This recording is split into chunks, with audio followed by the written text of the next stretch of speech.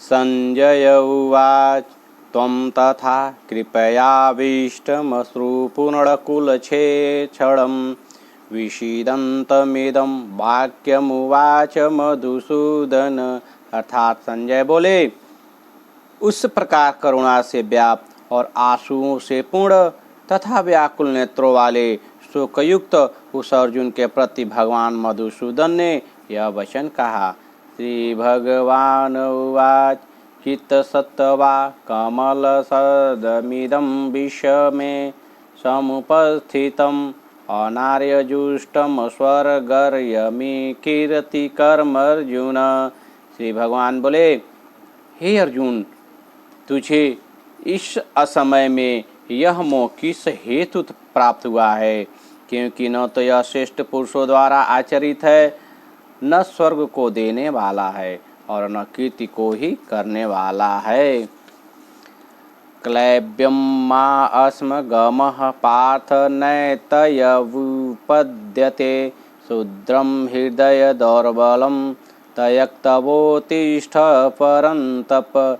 अर्थात इसलिए हे अर्जुन, नपुंसकता को मत प्राप्त हो, तुझ में यह उचित जान नहीं पड़ती। हे परंतप, हृदय की तुच्छ दुर्बलता को त्याग कर युद्ध के लिए खड़ा हो जा।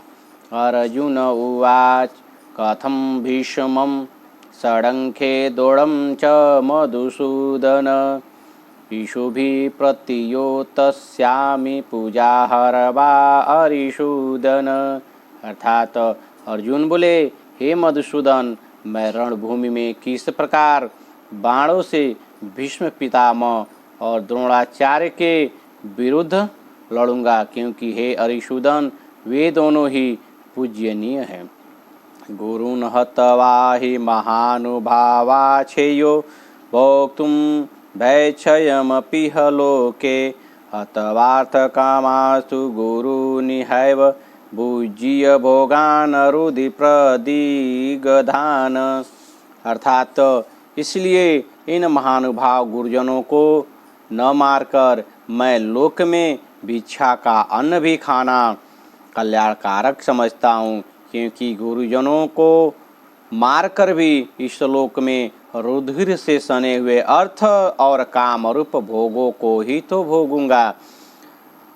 न च एतत् विद्यकरतर न गरीयत वा यजेम यैवात् न जयेयुयान एव हतवान् जिजीविवासां ते अवस्थिता प्रमुखे धार्तराष्ट्रा। अर्थात हम यह भी नहीं जानते कि हमारे लिए युद्ध करना और न करना इन दोनों में से कौन सा श्रेष्ठ है, अथवा यह भी नहीं जानते कि उन्हें हम जीतेंगे या हमको वे जीतेंगे।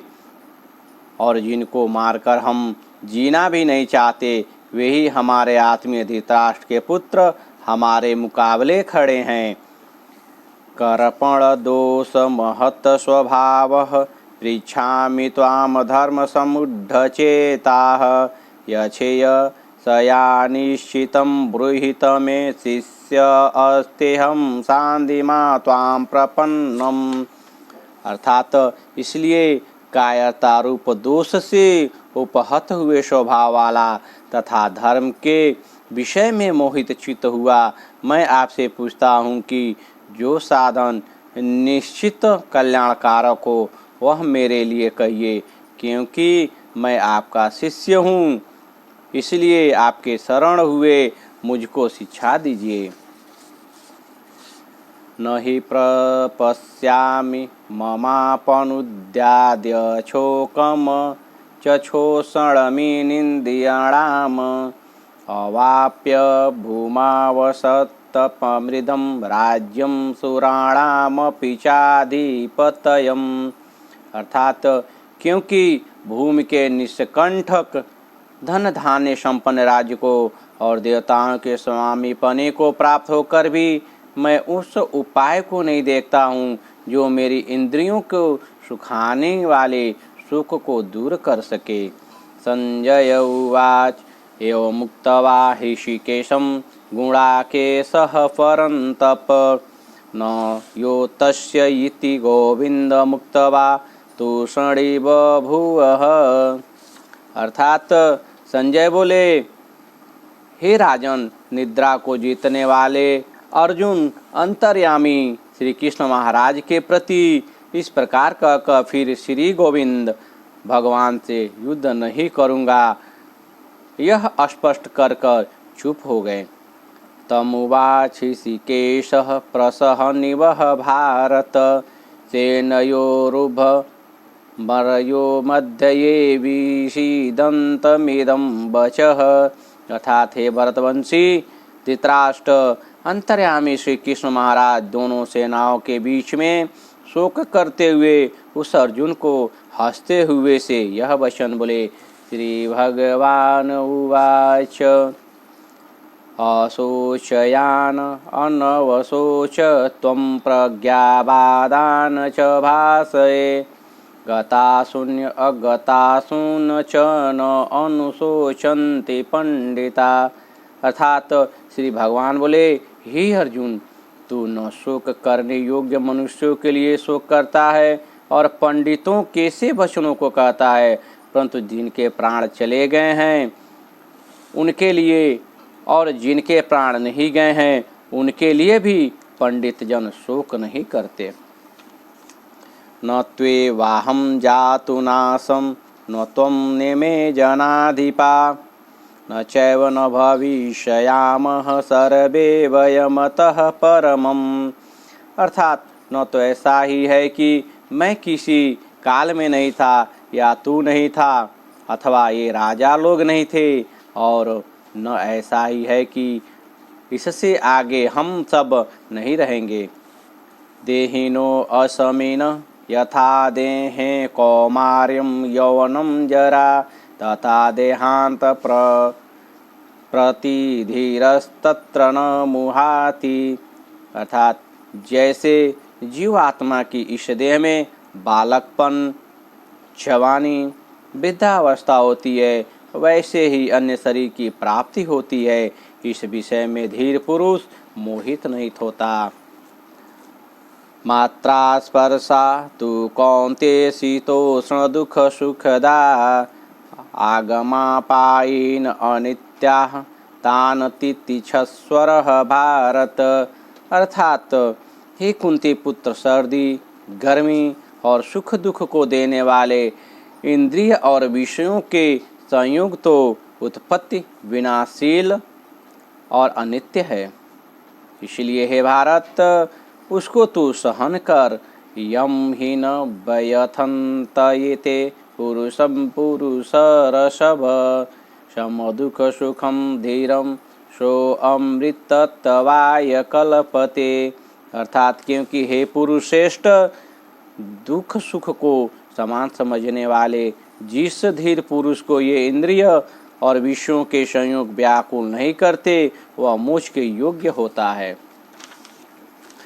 नास्तो विद्यते भावो न भावो विद्यते सतः उभयोरपि दृष्टो अंतस्तव नयो अस्तदर्शिभिः। अर्थात असत्य वस्तु की तो सत्ता नहीं है और सत्य का अभाव नहीं है।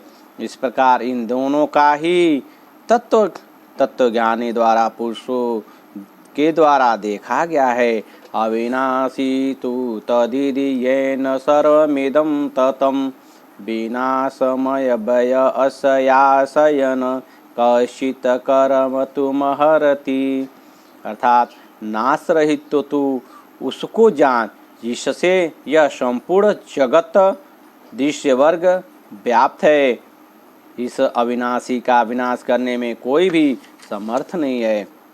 अनंतवंत इमे देहा नित्य अस्तोद्यासरिणः अनाशिनो अप्रमेयस्य तस्माद्युधयस्व भारत। अर्थात इस नाश रहित अप्रमेय नित्य स्वरूप जीवात्मा के ये सब शरीर नाशवान कहे गए हैं। इसलिए हे भरतवर्षी अर्जुन, तू युद्ध कर। य एनं वेति हन्तारं यस्य चैनं मनयते हतम् उभौ तौ न विजानीतो नायं हन्ति न हन्यते। अर्थात जो इस आत्मा को मारने वाला समझता है तथा जो इसको मरा मानता है, वे दोनों ही नहीं जानते, क्योंकि यह आत्मा वास्तव में न तो किसी को मारता है और न किसी के द्वारा मारा जाता है।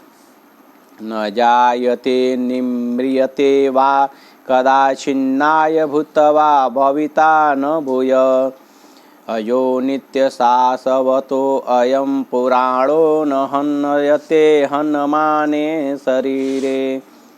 यह आत्मा किसी काल में भी न तो जन्मता है और न मरता ही है, तथा यह उत्पन्न होकर फिर होने वाला ही है, क्योंकि यह अजन्मा, नित्य, सनातन और पुरातन है। शरीर के मारे जाने पर भी यह नहीं मारा जाता। वेदा विनाशिनां नित्यं य एनं जमयव्ययं कथं सः पुरुषः पार्थकं घातयति हन्तिकम्। अर्थात हे पृथा पुत्र अर्जुन, जो पुरुष इस आत्मा को नाश रहित, नित्य, अजन्मा और अव्यय जानता है, वह पुरुष कैसे किसको मरवाता है और कैसे किसको मारता है। वासांसि जीर्णानि यथा विहाय नवानि गृहाणि नरो अपराणि तथा शरीराणि विहाय जीर्णान्यानि संयाति नवानि देहि। अर्थात जैसे मनुष्य पुराने वस्त्रों को त्याग कर दूसरे नए वस्त्रों को ग्रहण करता है, वैसे ही जीवात्मा पुराने शरीर को त्याग कर दूसरे नए शरीर को प्राप्त होता है।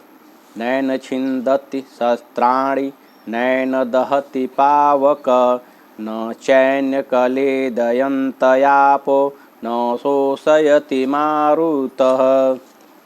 अर्थात इस आत्मा को शस्त्र नहीं काट सकते, इसको आग नहीं जला सकती, इसको जल नहीं गला सकता और वायु नहीं सुखा सकता। अछेद्य अयम अदाह अयम कलेद्यम अशोष्य एव च नित्य सर्वगतः अर्थाणु अचल अयम सनातनम।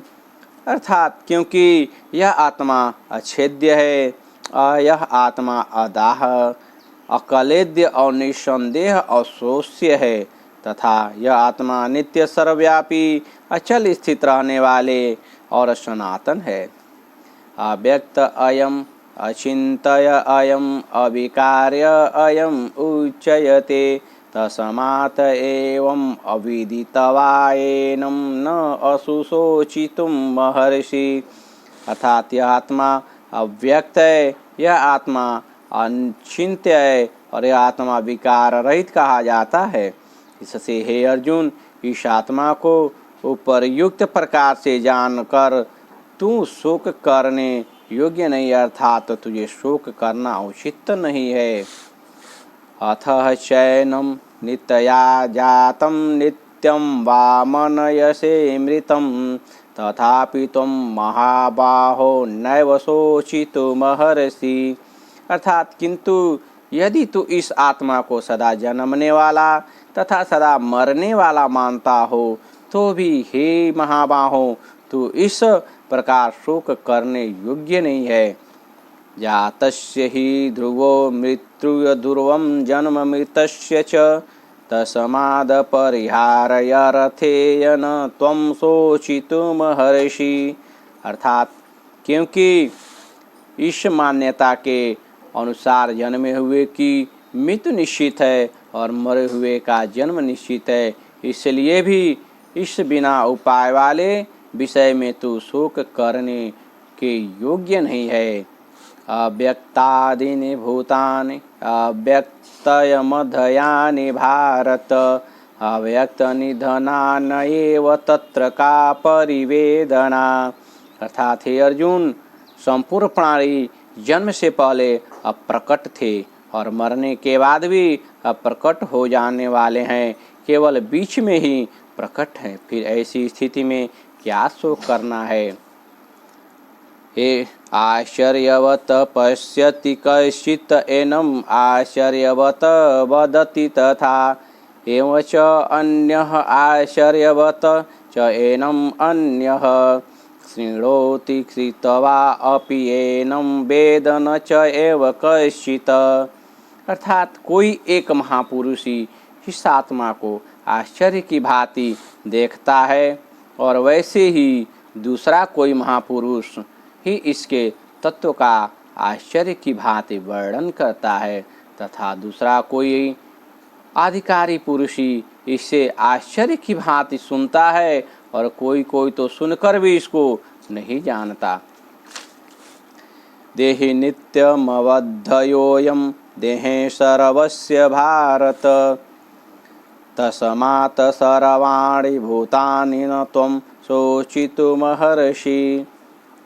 अर्थात हे अर्जुन, यह आत्मा सबके शरीर में सदा ही अवध्य है, इस कारण संपूर्ण प्राणियों के लिए तू शोक करने के योग्य नहीं है। स्वधर्मपि चावेक्षयन विकम्पितुमर्हसि धर्मयाद युद्धाच्छेयो अनयत क्षत्रियस्य न विद्यते। अर्थात अपने धर्म को देखकर भी तू भय करने योग्य नहीं है, यानी तुझे भय नहीं करना चाहिए, क्योंकि क्षत्रिय के लिए धर्म युक्त युद्ध से बढ़कर दूसरा कोई कल्याणकारी कर्तव्य नहीं है। यदृच्छया चोपन्नं स्वर्गद्वारमवाप्रितं सुखिनः क्षत्रिया पार्थ लभन्ते युद्धमिदृश्यम्। अर्थात हे पार्थ, अपने आप प्राप्त हुए और खुले हुए स्वर्ग के द्वार रूप इस प्रकार के युद्ध को भाग्यवान क्षत्रिय लोग ही पाते हैं। अतः चेतव्यमिमं धर्मय षड्ग्रामं न करिष्यसि ततः स्वधर्म कीर्ति च हित्वा पापमवापयस्यसि। अर्थात किंतु यदि तू इस धर्म युक्त युद्ध को नहीं करेगा तो स्वधर्म और कीर्ति खोकर पाप को प्राप्त होगा। अकीर्ति चापि भूतानि कथयिष्यन्ति ते अव्ययाम संभावितस्य चाकीर्तिमरणादतिरिच्यते। अर्थात तथा तब सब लोग तेरी बहुत काल तक रहने वाली अपकीर्ति की वचन कहेंगे और माननीय पुरुषों के लिए अपकीर्ति मरण से भी बढ़कर है। भयाद्रणादुपरतं मंसयन्ते त्वां महारथा ईशा च त्वं बहुमतो भूत्वा याशमिलाघवम्। अर्थात और जिनकी दृष्टि में तू पहले बहुत सम्मानित होकर अब लघुता को प्राप्त होगा, वे महारथी लोग तुझे भय के कारण युद्ध से हटा हुआ मानेंगे। अवाच्यवादान च बहून् वदिष्यन्ति त्वहिता विनन्तः त्वं सामर्थ्यं ततः दुःखतरं तु किम्। तथा तेरे वैरी लोग तेरे सामर्थ्य की निंदा करते हुए तुझे बहुत से न कहने योग्य वचन भी कहेंगे, उनसे अधिक दुख और क्या होगा। अतो वा प्रशयसि स्वर्गं जित्वा वा मोक्षयसे महिमं तस्मादुत्तिष्ठ कौन्तेय युद्धाय कृतनिश्चयः। अर्थात या तो तू युद्ध में मारा जाकर स्वर्ग को प्राप्त होगा अथवा संग्राम में जीतकर पृथ्वी का राज्य भोगेगा। इस कारण हे अर्जुन, तू युद्ध के लिए निश्चय करके खड़ा हो जा। सुख दुखे समे कितवा लाभालाभो जया जय ततो युद्धायुजस्व नयं पापमवापासयसि। अर्थात जय पराजय, लाभ हानि और सुख दुख को समान समझकर उसके बाद युद्ध के लिए तैयार हो जा। इस प्रकार युद्ध करने में तू पाप को नहीं प्राप्त होगा। एषा ते अभिहिता साङ्ख्ये बुद्धिर्योगे तुमिमां ऋणो बुद्धया युक्तो अया पार्थ कर्मबंधन प्रहासयामि। अर्थात हे पार्थ, यह बुद्धि तेरे लिए ज्ञान योग के विषय में कही गई है और अब तू इसको कर्म योग के विषय में सुन। जिस बुद्धि से युक्त हुआ तू कर्म बंधन को भली भांति त्याग देगा, यानी सर्वथा नष्ट कर डालेगा। नेहाभिक्रम नाशो अस्ति प्रत्ययवायो न विद्यते स्वल्पं पयस्य धर्मस्य त्रायते महतो भयात्। अर्थात इस कर्म योग में आरंभ का अर्थात बीज का नाश नहीं है और उल्टा फलस्वरूप दोष भी नहीं है, बल्कि इस कर्म योग रूप धर्म का थोड़ा सा भी साधन जन्म मरण महान भय से रक्षा कर लेता है। बनकर व्यवसायात्मिका बुद्धिरेकेह कुरु नंदन बहुशाखा हंताश बुद्धयो अव्यवसायी नाम। अर्थात हे अर्जुन, इस कर्म योग में निश्चयात्मिकता बुद्धि एक ही होती है, किंतु अस्थिर विचार वाले विवेकहीन सकाम मनुष्यों की बुद्धियां निश्चय ही बहुत भेदों वाली और अनंत होती हैं। यामिं पुष्पितां वाचं प्रवदयन्तपि पश्चितः वेदवादरताः पार्थ नान्यदस्तीति वादिनः कामात्मानः स्वर्गपरा जन्मकर्मफलप्रदां क्रियाविशेषबहुलां भोगैश्वर्यगतिं प्रति भोगैश्वर्यप्रसक्तानां तया प्रहितचेतसां व्यवसायात्मिका बुद्धिसमादौ न विधीयते। अर्थात हे अर्जुन, जो भोगों में तन्मय हो रहे हैं, जो कर्मफल के प्रशंसक वेद वाक्यों में प्रीति रखते हैं, जिनकी बुद्धि में स्वर्ग ही परम प्राप्त वस्तु है और जो स्वर्ग में बढ़कर दूसरी कोई वस्तु नहीं है, ऐसा कहने वाले हैं, वे अविवेकी जन इस प्रकार की जिस पुष्पित यानी दिखाऊ शोभायुक्त वाणी को कहते हैं, जो कि जन्म रूप कर्म फल देने वाली एवं भोग तथा ऐश्वर्य की प्राप्ति के लिए नाना प्रकार की बहुत ही क्रियाओं का वर्णन करने वाली है। उस वाणी द्वारा जिनका चित्त हर लिया गया है, जो भोग और ऐश्वर्य में अत्यंत आसक्त हैं, उन पुरुषों की परमात्माएं निश्चयात्मिकता बुद्धि नहीं होती। त्रयगुणय विषया वेदा निस्त्रयगुणयो भवार्जुनः निरद्वन्द्वो नित्य सत्वस्थो निरयोगक्षेम आत्मवान। अर्थात हे अर्जुन, वेद उपर्युक्त प्रकार से तीनों गुणों के कार्य रूप समस्त भोगों एवं उनके साधनों का प्रतिपादन करने वाले हैं, इसलिए तू उन भोगों एवं उनके साधनों में आसक्तहीन हर्ष शोक आदि द्वंद्वों से रहित नित्य वस्तु परमात्मा में स्थित योगक्षेम को न चाहने वाला और स्वाधीन अंतःकरण वाला हो। यावानर्थ उदपाने सर्वतः सम्मपलुतोदके तवान सर्वेषु देवेषु ब्रह्मस्य विजानतः। अर्थात सब ओर से परिपूर्ण जलाशय के प्राप्त हो जाने पर छोटे जलाशय में मनुष्य जितना प्रयोजन रहता है, ब्रह्मा को तत्व से जानने वाले ब्रह्म का समस्त वेदों में उतना ही प्रयोजन रह जाता है। कर्मणे वाधिकारस्ते मा फलेषु कदाचन मा कर्म फल हेतुर्भुमा में संगणतो अस्तव कर्मणि। अर्थात तेरा कर्म करने में ही अधिकार है, उसके फलों में कभी नहीं। इसलिए तू कर्मों के फल का हेतु मत हो तथा तेरी कर्म न करने में भी आसक्ति न हो। योगस्थ कुरु कर्माणि षडंग त्यक्त्वा धनंजय सिद्ध यसिद्धयो समो भूत्वा समत्वं योग उच्यते।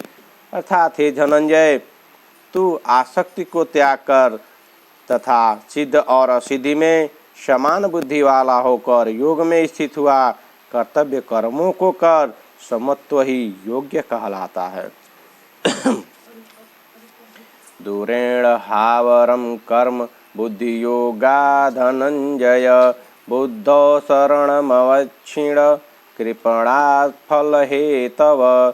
अर्थात इस समत्व रूप बुद्धि योग से सकाम कर्म अत्यंत ही निम्न श्रेणी का है। इसलिए हे धनंजय, तू सम बुद्धि में ही रक्षा का उपाय ढूंढ, अर्थात बुद्धि योग का ही आश्रय ग्रहण कर, क्योंकि फल के हेतु बनने वाले अत्यंत दीन हैं।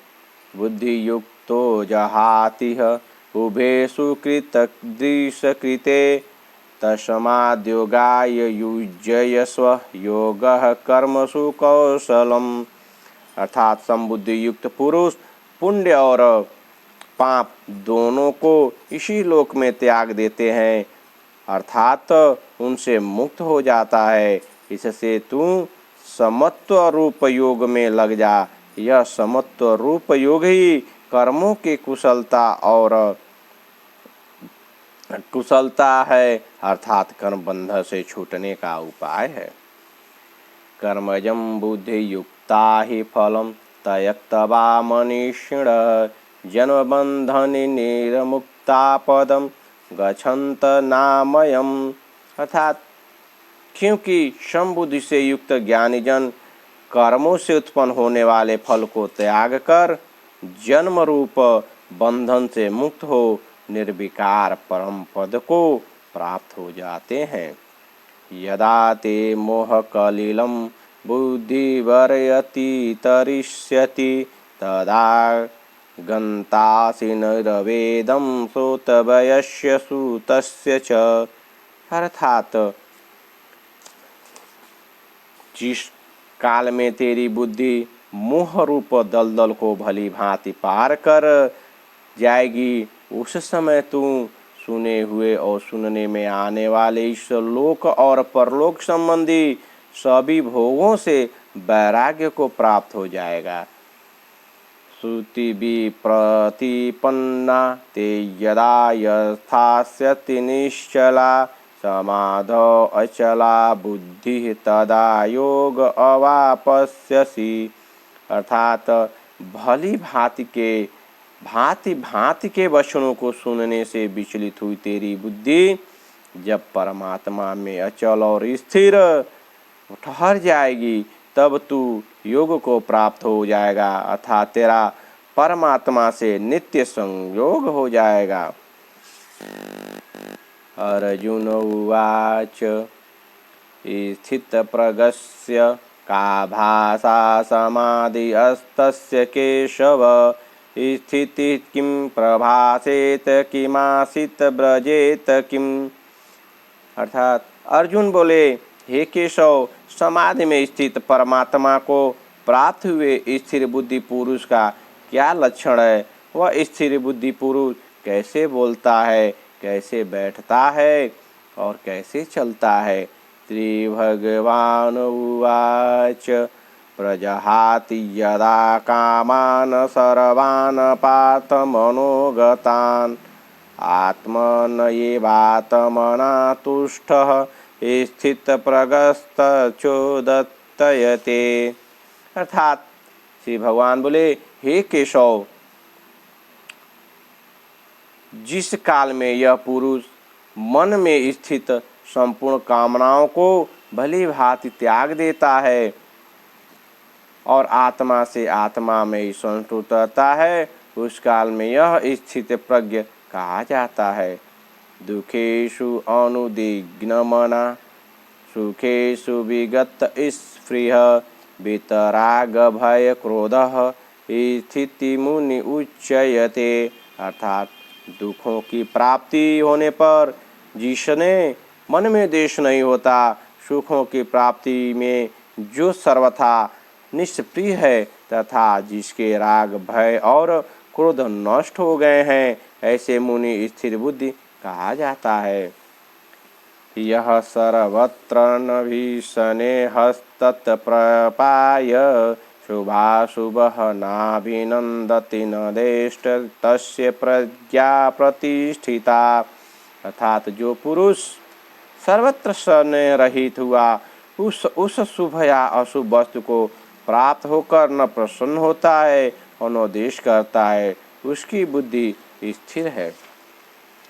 यदा संहरते चायं कूरमो अडङ्गानि व सर्वशः इन्द्रियाणि इन्द्रियार्थे भयस्तस्य प्रज्ञा प्रतिष्ठिता।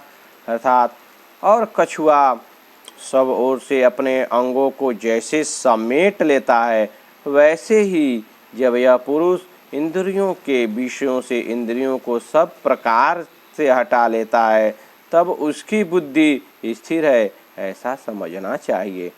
विषया विनिवर्तन्ते निराहारस्य देहिनः रसवर्जः रसो अपयस्य परम दृष्ट्वा निवर्तते।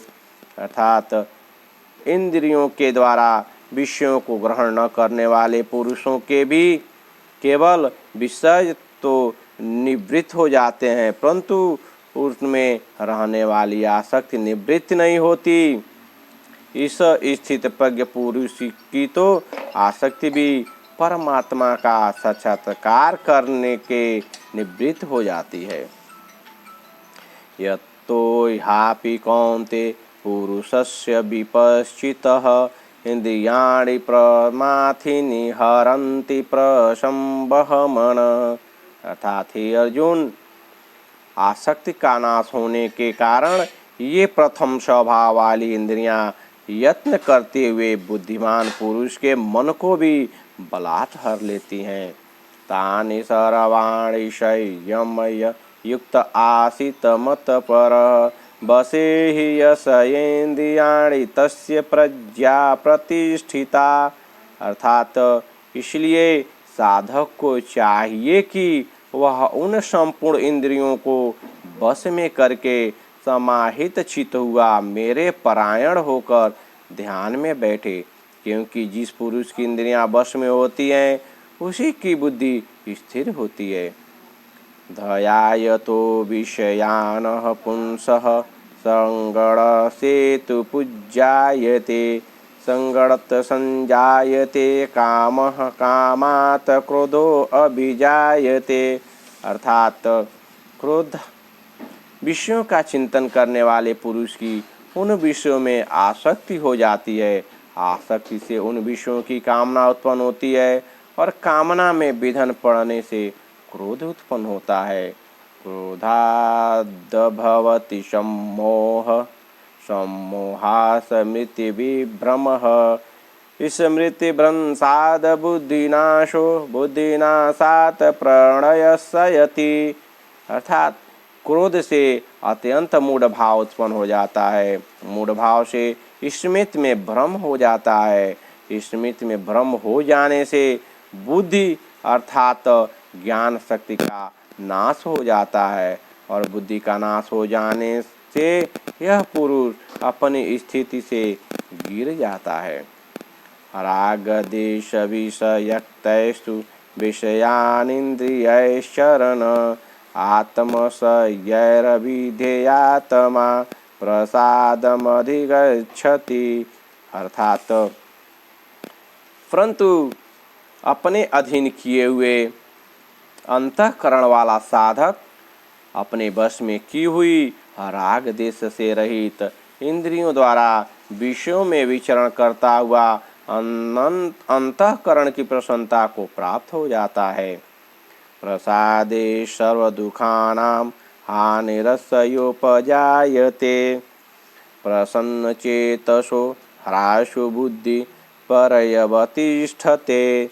अर्थात अंतःकरण की प्रसन्नता होने पर इसके संपूर्ण दुखों का अभाव हो जाता है और उस प्रसन्न चित्त वाले कर्मयोगी की बुद्धि शीघ्र ही सब ओर से हटकर एक परमात्मा में ही भली भांति स्थिर हो जाती है। नास्ति बुद्धिरयुक्तस्य न चायुक्तस्य भावना न चाभावयतः शांतिरशांतस्य कुतः सुखम। अर्थात न जीते हुए मन और इंद्रियों वाले पुरुष के निश्चयात्मिकता बुद्धि नहीं होती और उस अयुक्त मनुष्य के अंतःकरण में भावना भी नहीं होती तथा भावनाहीन मनुष्यों को शांति नहीं मिलती और शांति रहित मनुष्य को सुख कैसे मिल सकता है। इंद्रियाणाम ही चरताम यनमो अनुविधीयते तदस्य हरति प्रज्ञा वायुरनविवाभसी। जय अर्थात क्योंकि जैसे जल में चलने वाली नाव को वायु हर लेती है वैसे ही विषयों के में विचरती हुई इंद्रियों से मन जिस इंद्रिय के साथ रहता है वह एक ही इंद्रिय उस अयुक्त पुरुष की बुद्धि को हर लेती है। तस्मादस्य महाबाहो निगृहीतानि सर्वश इंद्रियाणि इंद्रियार्थे भयस्तस्य प्रज्ञा प्रतिष्ठिता। अर्थात इसलिए हे महाबाहो, जिस पुरुष की इंद्रियां विषयों में सब प्रकार निग्रह की हुई हैं उसकी बुद्धि स्थिर है।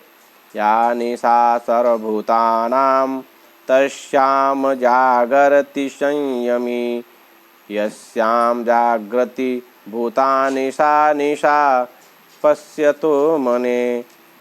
अर्थात संपूर्ण प्राणियों के लिए जो रात्रि के समान है, जिस ज्ञान उस नित्य ज्ञान स्वरूप परमानंद की प्राप्ति में स्थित प्रज्ञ योगी जागता है और जिस नाशवान सांसारिक सुख की प्राप्ति सब प्राणी जागते हैं, परमात्मा के तत्व को जानने वाले मुनि के लिए वह रात्रि के समान है। आपूर्यमाणम् अप्रचल प्रतिष्ठं समुद्रम आपः प्रविशन्ति यद्दतः तद्दत कामायम प्रविशन्ति सर्वेश शांतिम आपनोति न काम कामी। अर्थात जैसे नाना नदियों के जल सब ओर से परिपूर्ण अचल प्रतिष्ठा वाले समुद्र में उसको विचलित न करते हुए ही समा जाते हैं, वैसे ही सब भोग जिस स्थिर प्रज्ञ पुरुष में किसी प्रकार का विकार उत्पन्न किए बिना ही समा जाते हैं, वही पुरुष परम शांति को प्राप्त होता है, भोगों को चाहने वाला नहीं। विहार्य कामानय सर्वान् पुमास चरित निष्प्रियः निर्ममो निरहंकारः स शांतिमधिगच्छति। अर्थात जो पुरुष संपूर्ण कामनाओं को त्याग कर ममता रहित, अहंकार रहित और इस प्रिया रहित हुआ विचरता है, वही शांति को प्राप्त होता है। अर्थात वह शांति को प्राप्त होता है।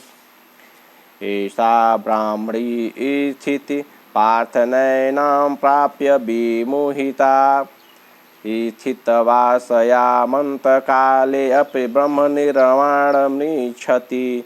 अर्थात हे अर्जुन, यह ब्रह्मा को प्राप्त पुरुष की स्थिति है। इसको प्राप्त होकर योगी कभी मोहित नहीं होता और अंतकाल में भी ईश ब्राह्मणी स्थिति में स्थित होकर ब्रह्मानंद को प्राप्त हो जाता है। ओम तत्सदिति श्रीमद्भगवते गीतासूपनिषत्सु ब्रह्म विद्यायाम योगशास्त्रे श्रीकृष्ण अर्जुन संवादे सांख्य योगो नाम द्वितीयोऽध्यायः। इस प्रकार आज हम गीता के दूसरे अध्याय का संपूर्ण अध्ययन कर चुके। जय श्री कृष्ण।